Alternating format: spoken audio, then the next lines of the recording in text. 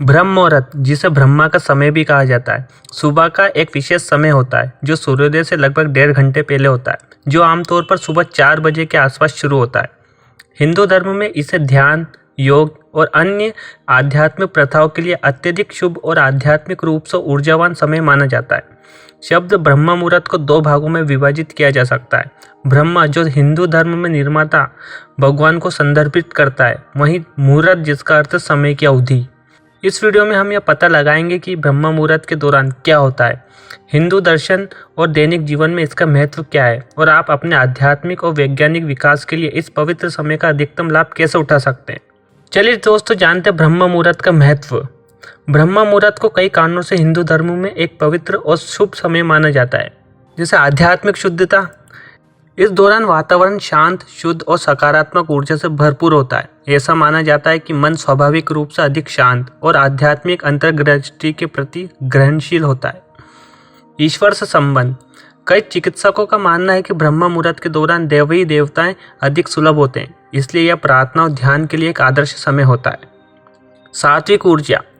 आयुर्वेद के अनुसार ब्रह्म मुहूर्त तब होता है जब पवित्रता और साधुता से जुड़ी सात्विक ऊर्जा प्रबल होती है। यह इसे आध्यात्मिक अभ्यास के लिए एक उत्कृष्ट समय बनाता है। पॉजिटिव एनर्जी के लिए यह समय सबसे महत्वपूर्ण होता है।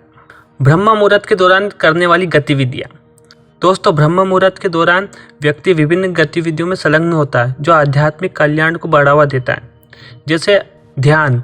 इस दौरान ध्यान करना एक आम बात है। ध्यान करने वालों का मानना है कि ब्रह्म मुहूर्त के दौरान गहरी एकाग्रता हासिल करना और अपने भीतर से जुड़ना आसान होता है। ध्यान करने से हमारे अंदर सकारात्मक ऊर्जा आती है, साथ ही हम अपने दिमाग को शांत रख सकते हैं। योग चिकित्सक अक्सर ब्रह्म मुहूर्त के दौरान अपने आसन और प्राणायाम अभ्यास का समय निर्धारित करते हैं।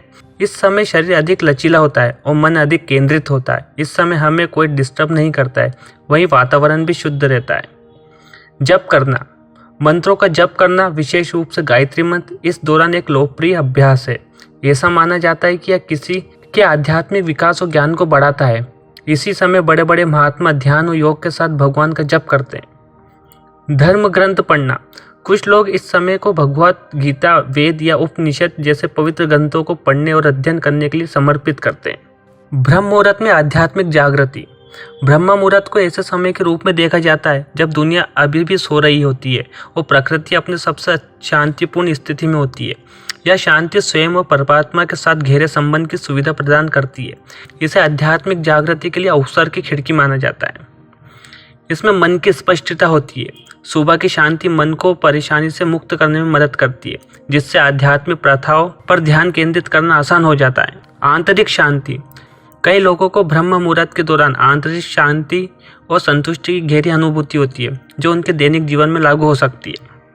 वैज्ञानिक परिप्रेक्ष्य के हिसाब से ब्रह्म मुहूर्त वैज्ञानिक दृष्टिकोण से जल्दी उठने और ध्यान और योग जैसी गतिविधियों में संलग्न होने के लाभों का समर्थन करने के प्रमाण मौजूद है।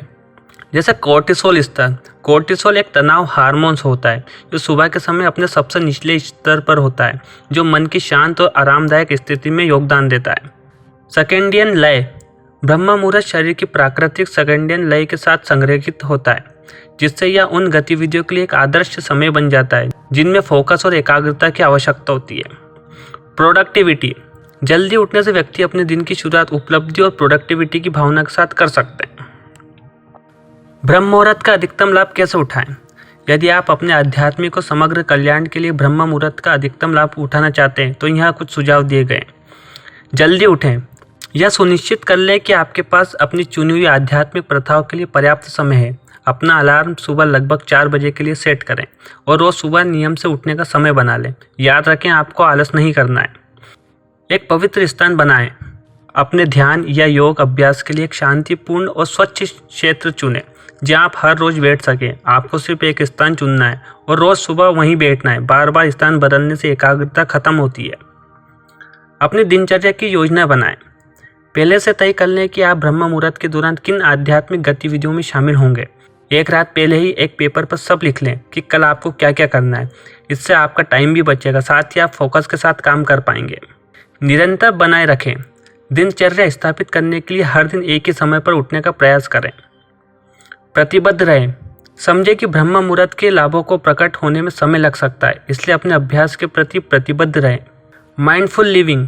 ब्रह्म मुहूर्त के दौरान आपके द्वारा अनुभव की जाने वाली माइंडफुलनेस और शांति की भावनाओं को अपने दैनिक जीवन में विस्तारित करें। दोस्तों, ब्रह्म मुहूर्त हिंदू धर्म में एक पवित्र और आध्यात्मिक रूप से ऊर्जावान समय या आध्यात्मिक विकास, आंतरिक शांति और परमात्मा से जुड़ने का एक अनूठा अवसर प्रदान करता है। चाहे धार्मिक या वैज्ञानिक दृष्टिकोण से देखा जाए, इस दौरान जल्दी जागने और आध्यात्मिक अभ्यास में संलग्न होने से मन और शरीर दोनों को कई लाभ हो सकते हैं। ब्रह्म मुहूर्त को अपनी दिनचर्या में शामिल करके आप आत्म खोज और आंतरिक परिवर्तन के मार्ग पर चल सकते हैं।